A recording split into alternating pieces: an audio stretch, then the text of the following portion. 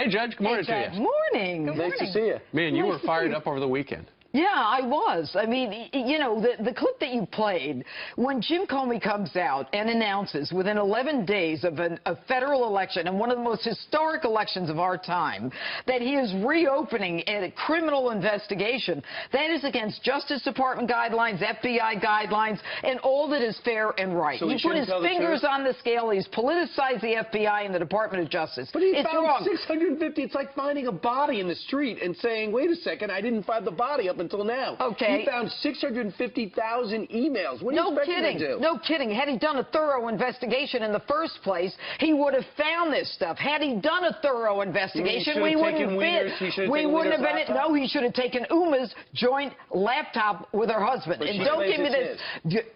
Don't give me this hogwash, by the way, that it's just his. And yeah, of course her lawyer said.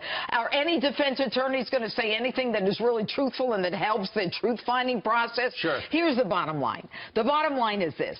This case should have been prosecuted. This is a violation in July. This is a violation of the federal laws. We all know that there was obstruction of justice, there was tampering, there was the destruction of no intent. Intent is not an element of the crime. I don't look. Jim Comey's a smart guy. That's why I'm so fired up. I work with him. I know him. This is not an intent crime, Jim. And, Jim, this is exactly the problem. Because she had this email server that is less secure than Gmail, not to trash Gmail, that's why this dirtbag pervert has our secrets on his laptop. Alleged. No, he is a pervert. Oh, okay. I'm not saying he's a pedophile yet. Okay, he's an alleged pedophile, but he is a pervert. Am I the only one intimidated? You know what? We had Ed Klein with us. This is what I did for a living. No wonder you host alone. No, I've never been yelled at. This is incredible. My son is clear for the first time all week. Brian, how about you host with me this weekend? I would love to do that. Okay, this weekend, Bill Shine, Suzanne Scott, he wants to host with me. Who are those people? All right. Buckle yourself in. The people who sign your check.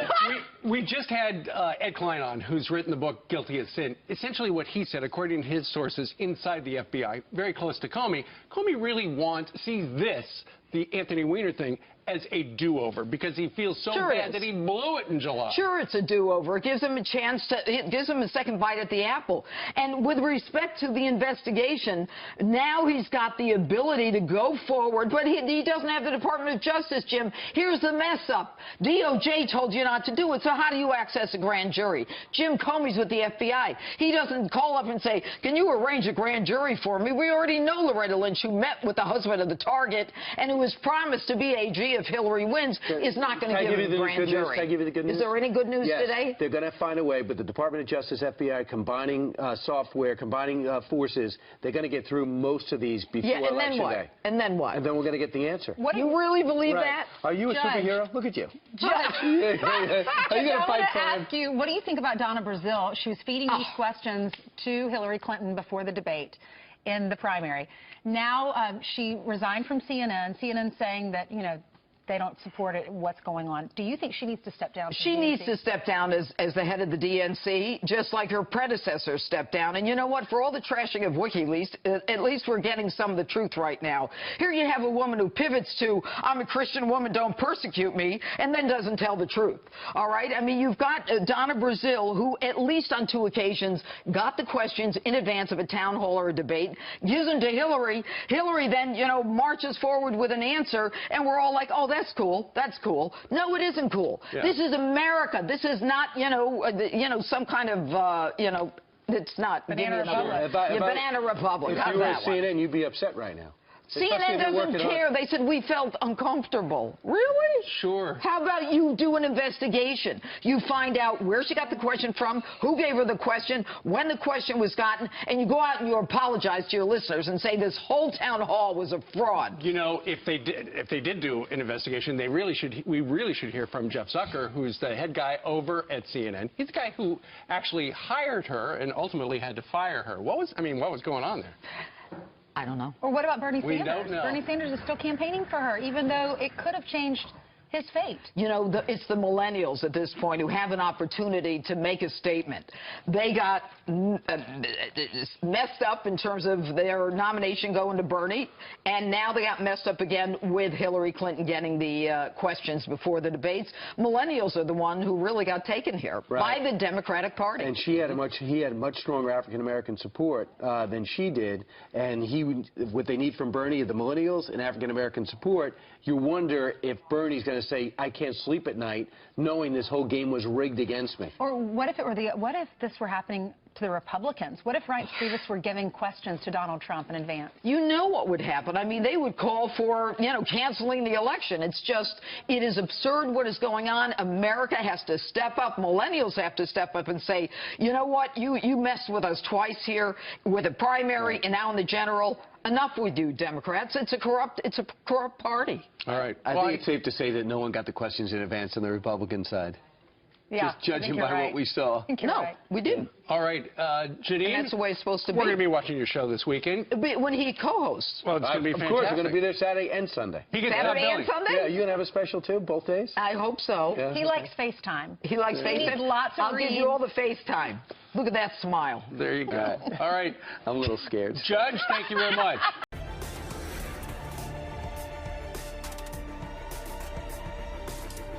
You are watching TCR's Media Network with Mark Connors. And you, Hillary, the queen of Black Lives Matter, you want to call me a racist? And you continued to trash talk the Trump supporters. But that other basket of people are people who feel the government has let them down.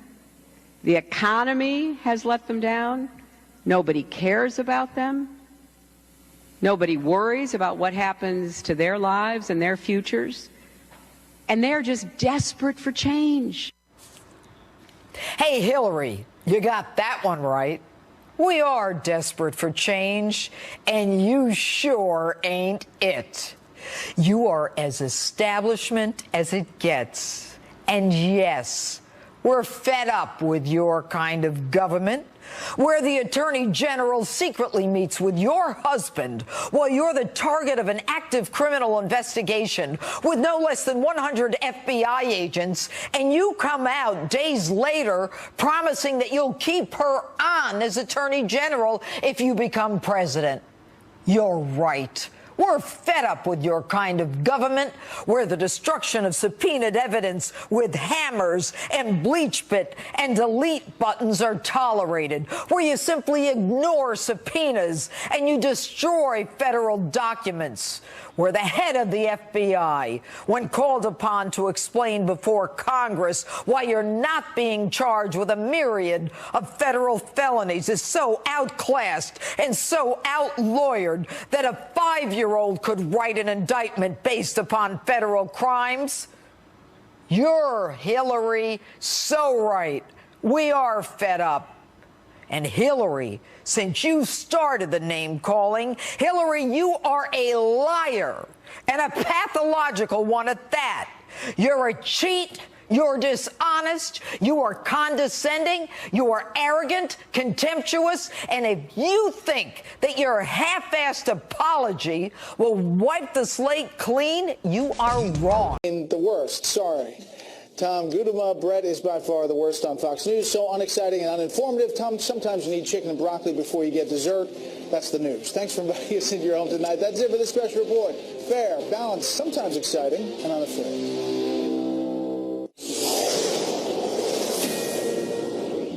Welcome to Tucker Carlson. Tonight we begin with a Fox News alert. Electoral college voting is underway. 538 electors gathered in their respective state capitals to cast their votes for president, as per the Constitution. Just a short time ago, Donald Trump surpassed the needed 270 votes to secure the White House. It is now official. But even at this late hour, some are desperately trying to invalidate the results of November's election and find a way to elect someone other than Donald Trump.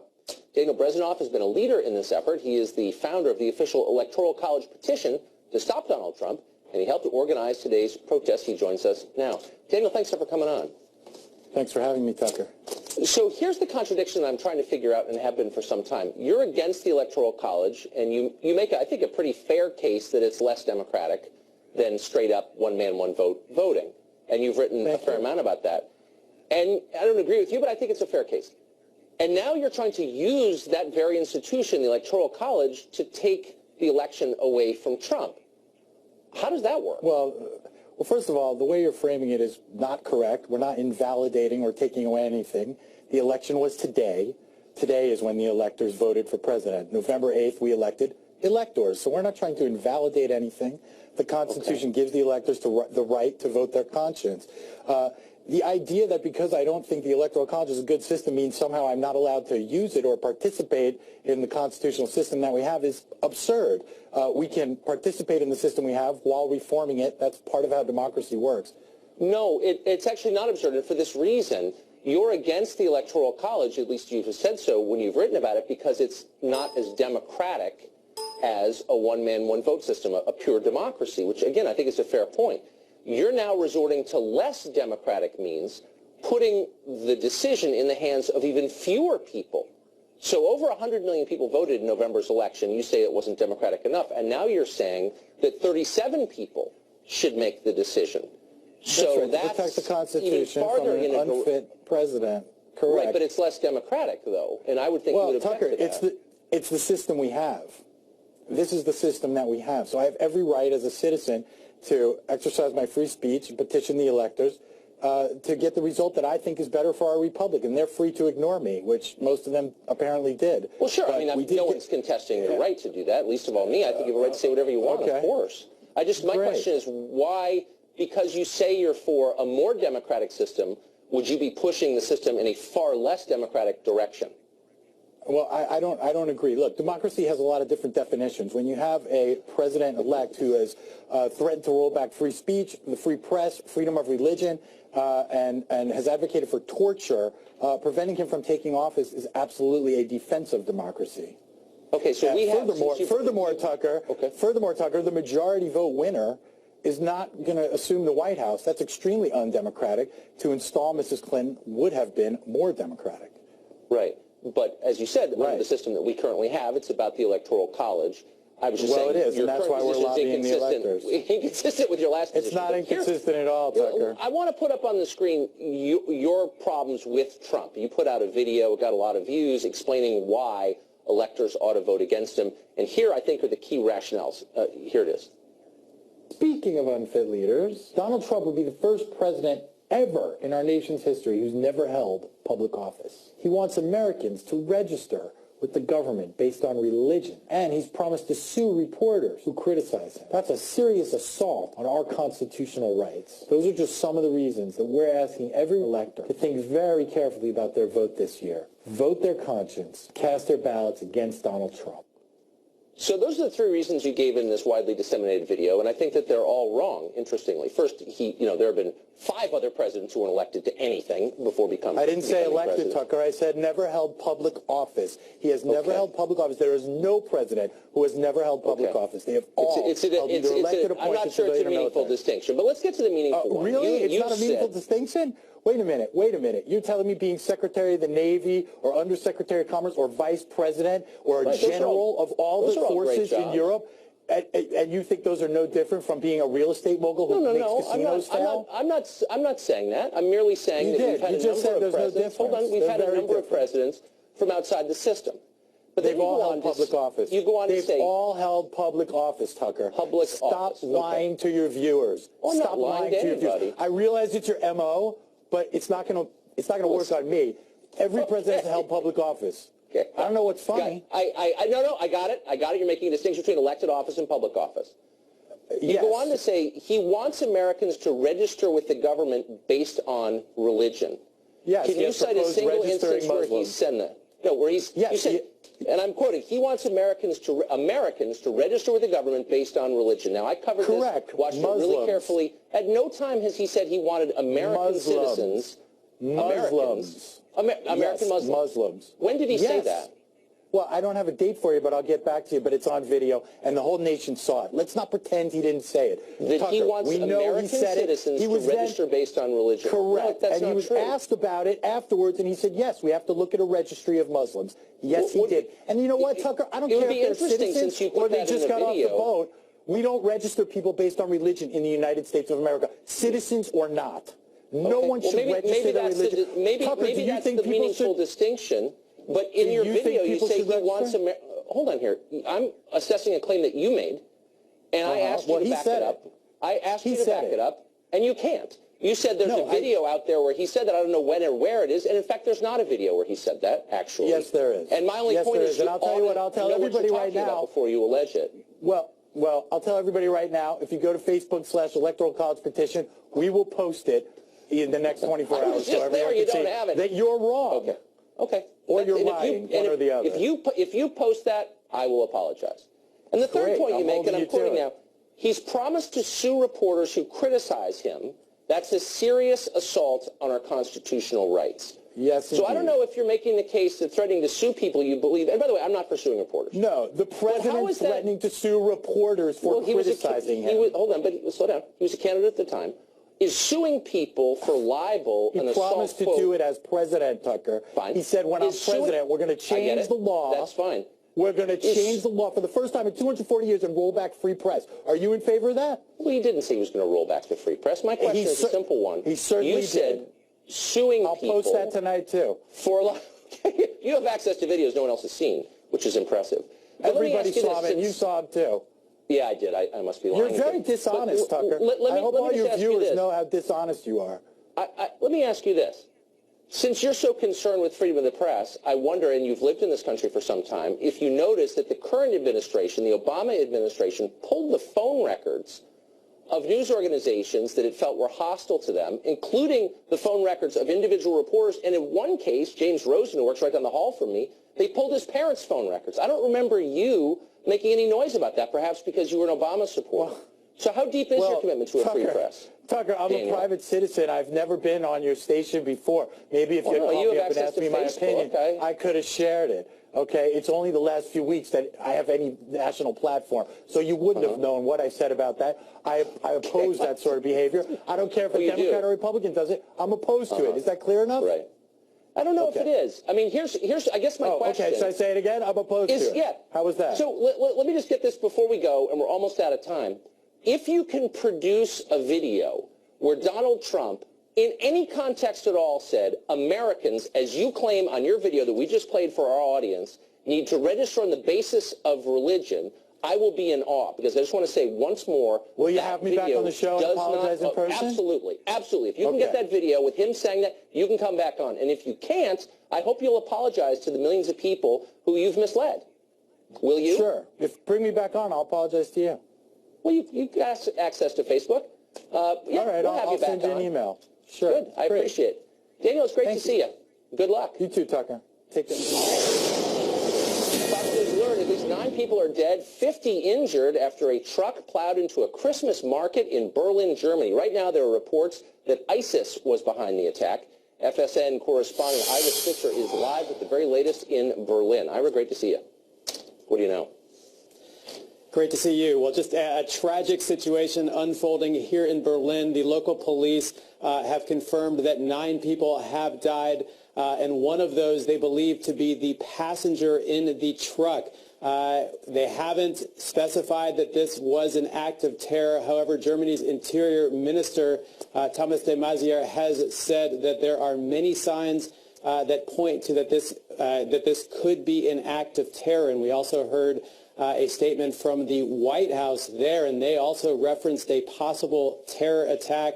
The president-elect Donald Trump also giving a statement in which he blamed Islamist forces for this attack. So a very, obviously a tragic situation here, and now they are really trying to obviously figure out what happened. And the police here say they suspect that the truck was perhaps stolen from a construction site in neighboring Poland.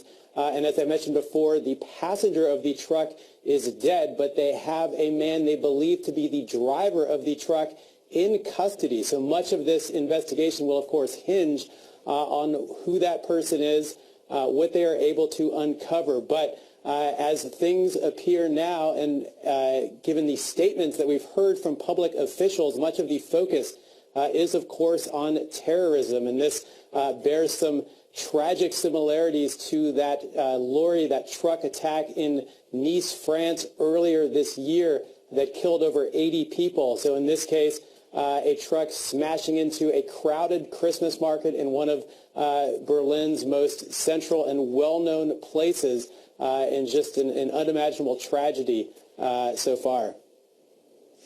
Pretty shocking. Thanks a lot, Ira. And President-elect Donald Trump is describing it tonight by Twitter as an act of terror. Meanwhile, in Turkey, a gunman assassinated the Russian ambassador to that country. Witnesses say the killer shouted Allah Akbar right before he fired 8 shots at an art gallery in the Turkish capital of Ankara. You can see the shooter right here wearing a suit and a tie moments after he killed Ambassador Andrei Karlov. The gunman, who was a police officer, he worked for Ankara's riot police, was later shot and killed by other police. The shooter also mentioned Aleppo, Syria, amid protests in Turkey over Russia's role in the civil war there. Well, a week and a half ago, the Washington Post changed the debate over the 2016 election with an article that quoted anonymous sources who recently received a CIA briefing given to Congress.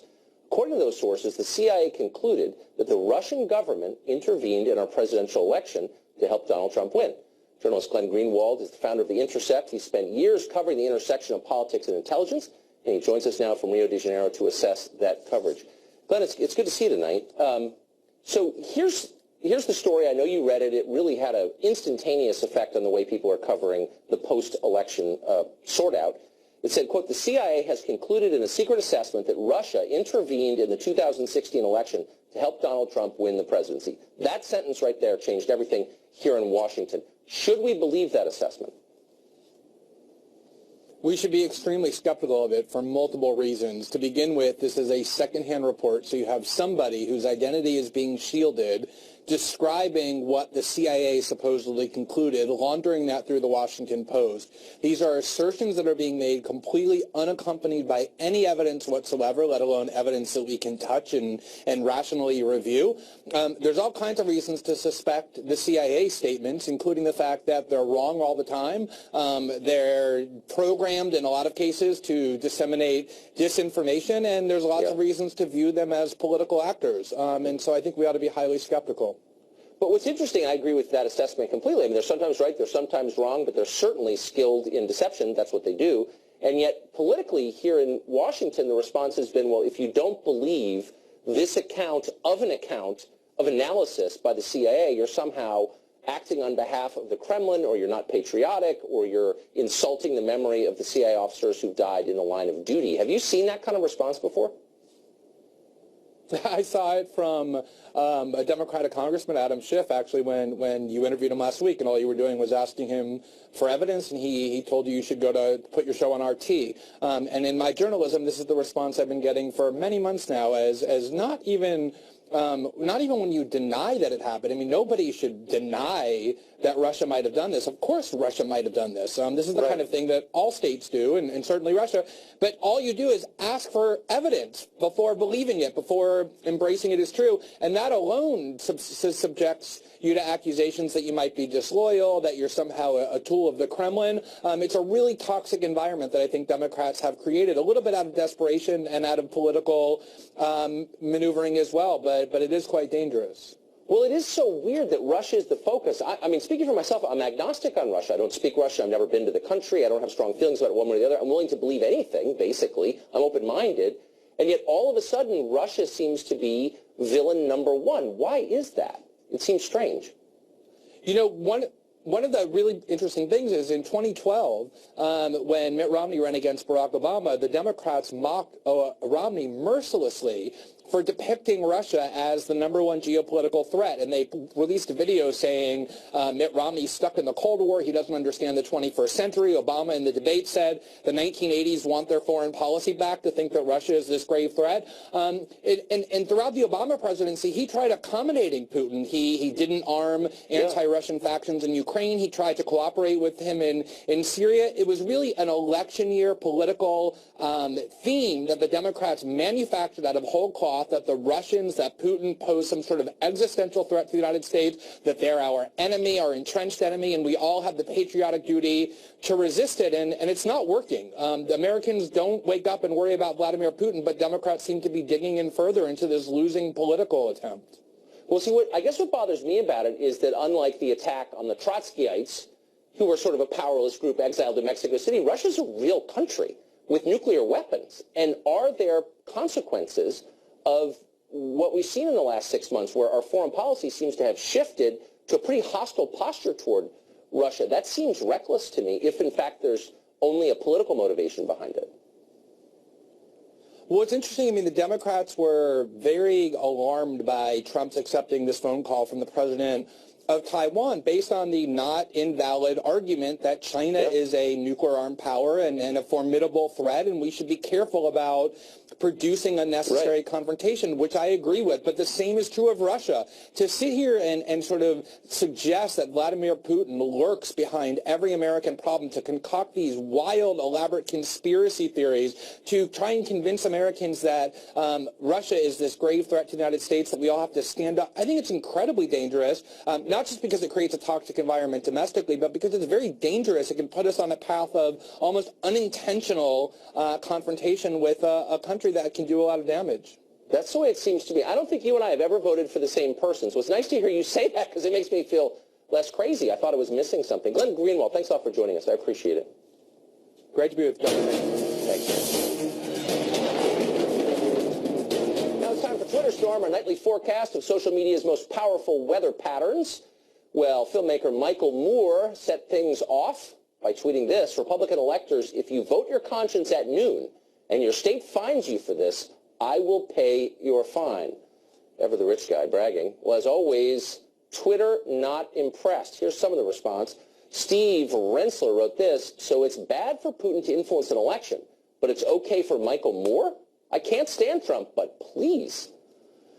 Puppy Monkey wrote this: you're making this worse. Money for votes? Stephanie Sharp wrote something similar. Is that a bribe, Mike? What else are you offering to cover? Security? Relocation? Do you know what sedition is? DVS wrote, so you're trying to bribe electors. You know that's a felony, right? There aren't any buffets in prison. Kind of catty, but funny. And finally, Scuttlebutt wrote, this stage of grief is called bargaining, which is now an official stage. That's tonight's Twitter Storm. Up next, could election year forever change the Electoral College? One journalist said we're in a new era of politicized electors. He joins us next for a glimpse of what that might mean. Plus, Bill Clinton has a new villain, someone to blame for his wife's loss: angry white men. Does that describe him? We'll tell you coming up.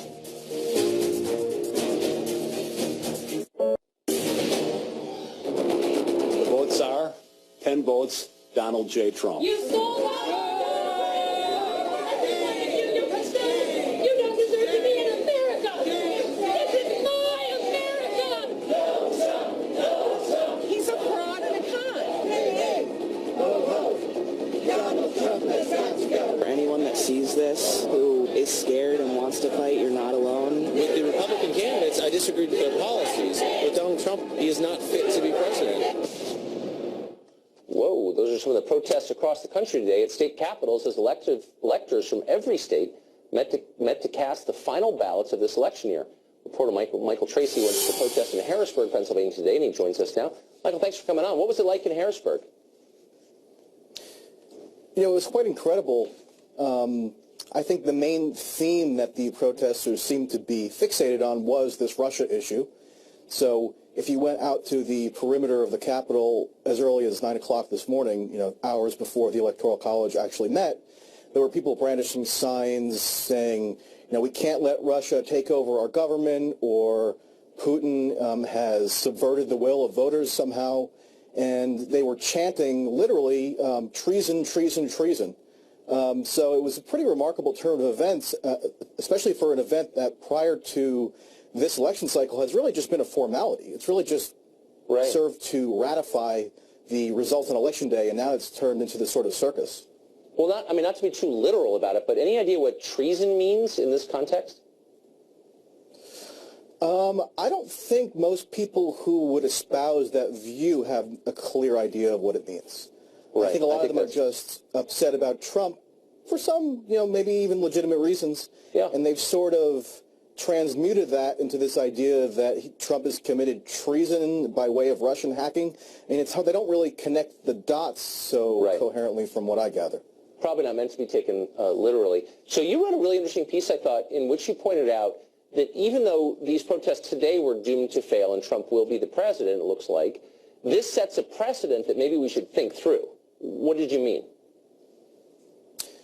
Well, I think essentially what has happened is the Electoral College has become politicized. Now, it's always been a political body in the sense that state parties select electors who formally cast their votes for president and, like I said before, ratify the vote taken on Election Day.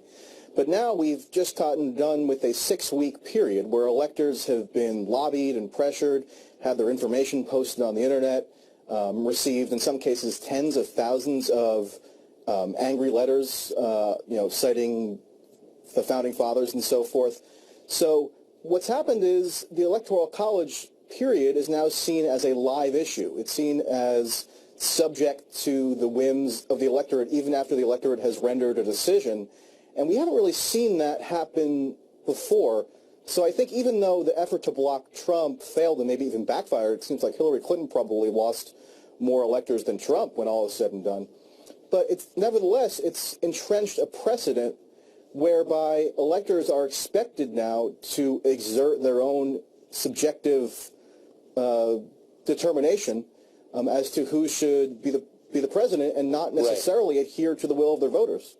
Right. I mean, it's like the left has embraced a 19th century understanding of democracy where, unfiltered democracy is bad. A small number of wise people moral people should make the decision. What would have happened, do you think, we can just imagine, if Hillary had won and Trump supporters were trying to take it away from her at the Electoral College? I mean, it's not hard to imagine what the predominant media narrative would be if that were the case. So if Hillary had been duly elected and Trump supporters who were aggrieved and upset decided to wage a lobbying campaign to pressure and even in some cases intimidate electors to vote how they want, even though they're, the voters in their respective states chose another way, I think you probably agree, Tucker, that the media would be shrieking about brown shirts on the march and the rise of fascism and all the other sorts of histrionic explanations for what happens. And yet, this has now been what we've just witnessed for 6 weeks straight. It's an unprecedented lobbying campaign, sort of tossing centuries of precedent into the trash can. And yet the response from the media has been muted. In some cases, they've really even egged it on. Well, sure. I mean, some of them literally wept when Hillary lost. This weird McCarthyite Russia stuff, it's going to take a year for me to unwind what just happened. Michael, thanks a lot for coming on. I appreciate that. Thanks. Bill Clinton is placing some blame for his wife's loss. Try to guess who he says is responsible. Here's a hint. It's not the Hillary campaign. It might be you. Stay tuned for that. Well, former President Bill Clinton was an elector, and he cast his vote today for his wife, Hillary Clinton. She, of course, did not win. But that has not stopped him from pointing the finger and blaming just about everybody other than Hillary herself. Here now is David Gibson, an attorney, a Democratic strategist who worked for Bill Clinton in the White House. David, it's great to see you. Thanks again for having me on, Tucker. Well, it's my pleasure. So the former president said yesterday in an interview with the Westchester, New York newspaper that the reason his wife lost, brace yourself, angry white men. So two questions. One, isn't he an angry white man? And two, if some Republican got up and said, Obama got elected because angry black women voted for him, people would say, well, that correctly, they would say that's racist. You can't say that. Why do people get away with this angry white men stuff? I never have understood that. Now, forgive me, I'm still loyal to my former boss. Yes. I'm trying to be a good guy here. Yeah. I went back and looked at the numbers when you invited me to come on the show to talk about this. Right. And what I found was that Donald Trump and Mitt Romney got almost exactly the same number of white male votes, the same proportion that is. Hillary Clinton got a lower proportion by about 7 points than Barack Obama did. So I love my former boss, President Clinton, but I think that in this case, it was equally a story about a lack of turnout among some of our core constituencies and some of the really important swing states. I don't think, in other words, that it presents a complete picture, what he said. Now, that having been said, he then glossed over something that I think is much more relevant, and you've been focusing on it on your show. He said, yeah, and then there was the FBI and the Russians. Well, hold on a second. We've got John McCain, chairman of the Senate Armed Services Committee, Lindsey Graham, Republican of South Carolina, saying, hey, we need to focus on the fact that a foreign country tried to interfere with our election. Okay, but that ought to be something we can talk about. Can we be, how real do you want to be? So apparently our intel community, to the extent we can suss out what they actually do. And the Greenwald segment was interesting on that. It is, and Greenwald's no conservative, just for the record. Not. No, that's right. But it is believed that the Russians started their hacking of the respective committees before Donald Trump announced for president. Right. Okay, so there's constant hacking of American institutions in the private and public sectors. This is just ridiculous. Well, but here, we can just read you some numbers I think are really interesting. I think we ought to at least have hearings about it. I think that's not a bad that's idea. fine, but let's stop with this McCarthy and the hearings would actually tamp down, I think, maybe. I don't know. Since Obama's election in 2008, the Democratic Party has lost 11 Senate seats, 63 House seats, 12 governorships, and more than 800 state legislative seats. So there is a problem here that goes beyond the Russians, the Electoral College, angry white men. Is anyone in the Democratic Party going to assess that? Maybe Obama is not a good thing for the Democratic Party. 800 legislative seats? Well, look, I'm a good Democrat. I think our party stands for a lot of good things, but I also think that introspection and kind of figuring things out is really important. For example, in 2012, we had this post-mortem effort at the RNC. Bravo. I think that was well done, and clearly they learned something from it. I'm not sure it was the right thing, but they learned something from it. They totally ignored that stupid autopsy, and Trump did his own thing and won. Well, that's a good point. I actually think in this case, we've seen in this country all kinds of massive swings from one way to the other. There was a time when Democrats ran everything after the New Deal for decades. That's true. Okay?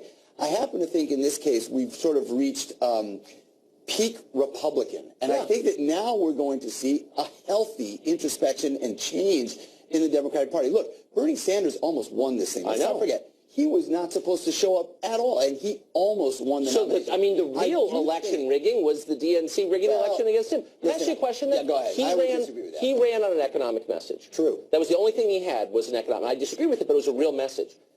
And it connected. Yeah, it did. Trump's economic message was, you're getting shafted by a system that's created to exclude you, okay? Very similar. Very similar. What's the Democratic Party's economic message? I happen to think it's going to be the center of gravity is going to be right where Bernie Sanders was, and I hope where Trump was. And where Trump was. That's right. I absolutely think that's true. And listen to me. Here's the thing. Now the Republicans are in charge of everything, and we get to see, will it work? Donald Trump seems to be naming people that look more like a George W. Bush administration, which didn't turn out too well. In some ways, yeah. I am kind of hoping that he's a success because I come from a state that's been hammered, Wisconsin, where I hope people get jobs. But now the proof is going to be in the pudding. And this is where Democrats like me get to say, okay, you won. You're in charge of everything. All those state houses, all those legislatures, both houses of Congress, the White House. Let's see you produce. That's kind of where we got to be. It's just interesting what you just said. I think you're right. But it's interesting what you just said, that Bernie ran on the system is rigged, Trump ran on the system is rigged, and now Democrats will be stealing Trump's economic message. Amazing. I happen to think that Trump stole our economic message. Maybe but he that's did. Another conversation. David Goodfriend, thanks a lot for joining us. Hey, Merry Christmas. Merry Christmas. Thank you. Well, President-elect Trump is down at Mar-a-Lago for the holidays. Correspondent Peter Ducey is live in Palm Beach with what transition news is coming out today. Peter, how you doing? And Tucker, I'm doing all right, Tucker. We just heard from the president-elect about the just announced Electoral College results. He took to Twitter, as he often does when he has an announcement, and he said this: "We did it. Thank you to all my great supporters. We just officially won the election despite all of the distorted and inaccurate media." A little while before that tweet, Mr. Trump wrapped up a meeting with the retired Admiral Thad Allen, who we are now told is a leading contender to become the Veterans Affairs Secretary after a long career at the Coast Guard that included high-profile assignments leading the cleanup efforts after the Deepwater Horizon oil spill and the recovery from Hurricane Katrina. We also learned today who the next president wants to serve as Secretary of the Army. It's billionaire businessman Vincent Viola, who's made a lot of money on Wall Street, but who also graduated from West Point and trained as an airborne Ranger infantry officer.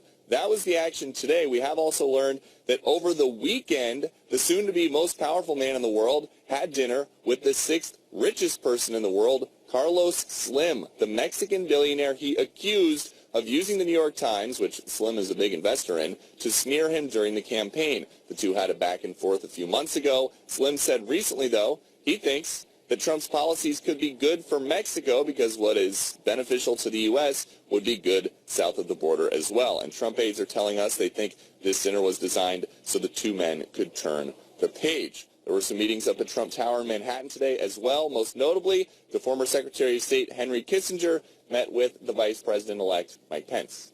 Tucker? Peter, thanks a lot, and congratulations on moving from Midtown Manhattan to Palm Beach.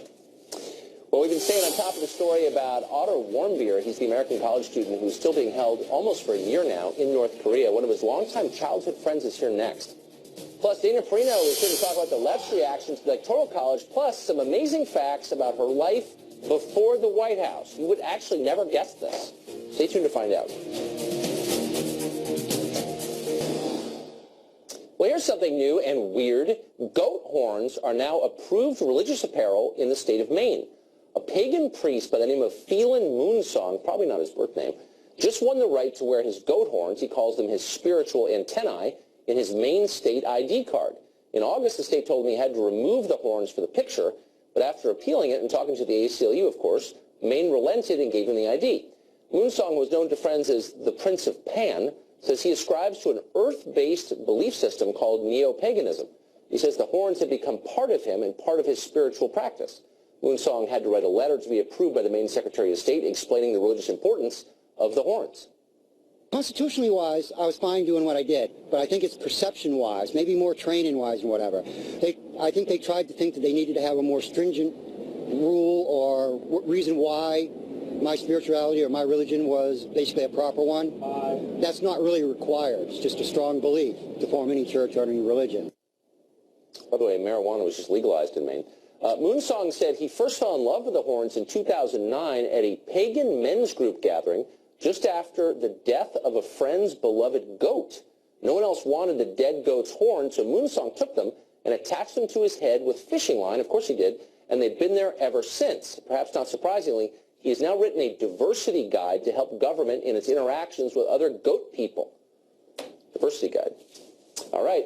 We promised you an update on Otto Warmbier. He's the 22-year-old University of Virginia student sentenced to 15 years hard labor in North Korea. The North Korean government said he stole a propaganda poster in January of this year. He's been there ever since, almost a year, forgotten by many. Imagine if it was your son with Christmas approaching. So we want to keep this man in the news. Joining us now is his friend Trey Loneman. They were close as kids, and he joins us tonight from Cincinnati. Trey, thanks a lot for coming on.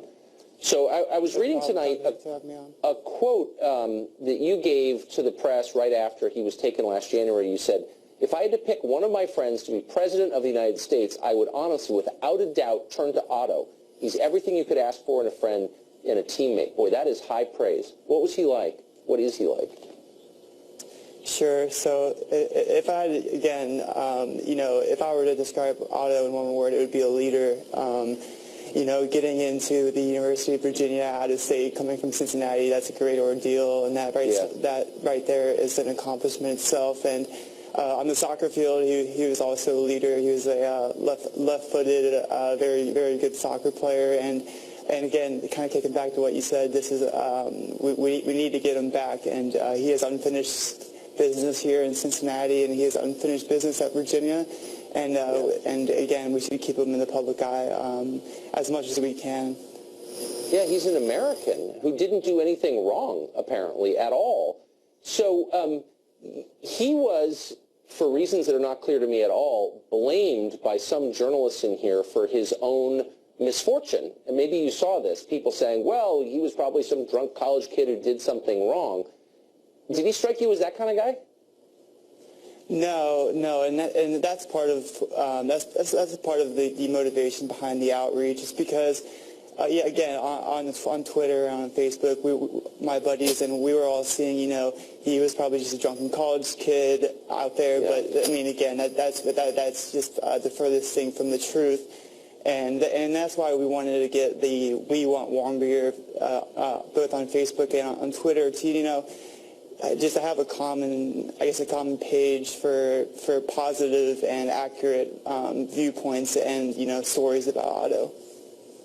I guess maybe it's a generational thing. I'm much older than you are, but tell me, did you grow up thinking that if you got in trouble through no fault of your own in a foreign country, you're an American, maybe your government might pipe up and try and help you? Did you think that when you traveled abroad? Yeah, I mean, I guess North Korea is its own. We fear the unknown, and that's kind of the case with all of us here. With North Korea especially, we have no idea the reasoning behind their motives, and we have to be, I guess, careful with that as well. But yes, I would definitely, after it's been about a year now, I would expect that the United States would come at least reach out in some sort after a 15-year after a 15-year charge. Yeah, I mean, and it's all totally made up, and you'd think the U.S. government would say you're not allowed to do that to an American citizen. That's the whole point of having a country. Someone will protect you if you get into trouble like this. It's been really dispiriting. Thanks a lot, Trey, for coming on and for keeping your friend's name in the news. We're going to keep it up. Thanks. Hey, thanks for having me on. I appreciate it. Up next, Dana Pirro steps into the friend zone. We'll talk the Electoral College. Plus, what do you get when you combine Dana, a horse, and some barrels? It's wholesome, of course, because she is, but it's also interesting. Stay tuned. Time now for the happier part of the show. It's the friend zone. We invite one of our friends within the building here at Fox onto the show. Tonight we're joined by an actual friend of mine, Dana Pirro, famous for many things, including being co-host of The Five and a former White House press secretary. And it's great to see you. Thanks. I'm glad to be on the same planet with you, let alone the friend zone. Amazing. We've always been on the same planet. So you watch this. You've been around politics a long time from the inside, and there were a lot of people who didn't like your former boss, former President Bush, and there are, of course, a lot of people. Yeah, they like him now for sure. But, there was always bitterness after any election. So what did you make of the response from some, not all, but some Democrats that we can take this from Trump at the Electoral College? What effect is that going to have, do you think, long term? So you know me well, and you know I'm a voracious news consumer. I read everything. I love to read it. Can I make a confession? Please. I didn't even bother reading the stories leading up to this because I knew that it was ridiculous. I knew that it wasn't going to go anywhere. And today you see that actually people didn't turn away from Donald Trump. They actually left Hillary Clinton to vote for Bernie Sanders or Colin Powell or whoever it was. So I have to tell you that my instinct was that this was an exercise in futility, and I actually did not bother reading about it. Interesting. Well, here's Michael. We had this guy, Michael Tracy, who's a very smart, I think, under-heralded journalist, and not a man of the right. He said, look, the problem with this is it politicizes a process that wasn't political in this sense. Like, individual electors were not under assault in previous election seasons. No. And do we really want to go down that road? No, and I have, if the shoe were on the other foot, if Hillary had won and Trump supporters were intimidating electors, can you imagine what the news coverage would have been like? I would be against it, by the way, for whatever it's worth. Yeah. And the right is always accused of things like this. You think about how the Tea Party was accused of all sorts of parade of horribles, when it actually bears out that it didn't do any of those things. So I do think this is the left, trying to get this out of their system. It's taking them a lot longer than I expected. You talked about Bill Clinton earlier and the excuses. Do you know that today there were 3? 1, the Russians, 2, James Comey, and 3, Trump's ability to appeal to angry white men. That, I guess, to me, it's like whatever makes them sleep at night is what's helping them get through.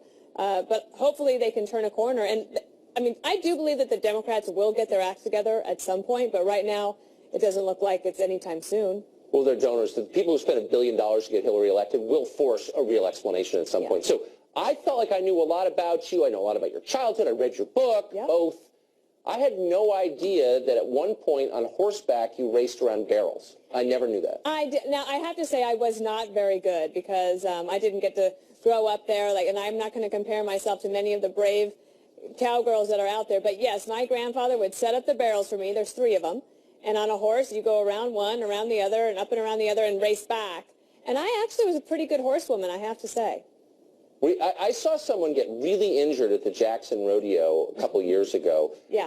Barrel racing. I mean, these are athletes, and it is high risk. Activity. That's right. One of my favorite things to do is to go with my Uncle Matt and my cousins, Matt and Donna Pirro from Newcastle, Wyoming. They take every year a trip down to Las Vegas for the National Finals Rodeo. And I'll tell you, you want to find America, it's right there. And you know what's interesting is that rodeo athletes, or rodeo cowboys, I guess I should say, are athletes. And the purses that they win have not kept up with other sports. And it's a real shame because you want to find like the backbone and the values of America that can help grow up to be people that grow up to be really good patriots and citizens that contribute. You find it there in the heartland. Well, they're paid partly in Copenhagen, so it's not visible to the public. But no, that's totally right. Did you ever get hurt? And trucks? No, I never got hurt. The reason I never got hurt is because I really wasn't that good. You know what? I had the same experience. I've never been hurt either. Dana, it's great to see you. Thank you. Thanks, Dana. Coming up, it's almost time for news abuse. Keep sending the most egregious examples of bias and dumbness you've encountered online, in the press. You can Twitter us. That's a word, at Tucker Carlson. You can email tuckercarlsontonight@foxnews.com. We've got a long list, but we'll add to it. There's still time. We asked you to send us the most annoying examples of bias and dumbness you've seen recently in the media. And, of course, you sent a lot. Jane Galt sent us this headline from CNN.com. Berlin Christmas market, 9 dead, at least 50 injured in truck crash. Huh. She wasn't the only one who singled out CNN. American as Pie tweeted this. The entire CNN website, truck crash, was clearly an act of terrorism. Jill Raquel shared a video from MTV News entitled, "Hey, white guys, we came up for some New Year's resolutions for you." The endless attack on white guys, whoever they are. Pipeline Realty tweeted this headline from Salon. Voter ID laws contributed to Hillary Clinton's loss in crucial swing states. No evidence for that, by the way. But the article's subtitle contradicts the headline. It says, quote, "It's impossible to know the extent of the role they played, but it wasn't inconsequential," they guessed. And finally, Cosmic Mike shared this, another headline from Salon, quote, "This is how tyranny begins. Why will President Donald Trump continue to hold rallies? Tyranny equals rallies." Well, tomorrow night, mean tweets are back. Send your cruelest, your most unfair, savage to us at Tucker Carlson, or you can email Tucker Carlson tonight at foxnews.com. That's it for us. Tune in every night at 7 for the show's sworn enemy of lying, pomposity, and smugness. O'Reilly. Your Eye Factor's on tonight. Talking Points believes that if the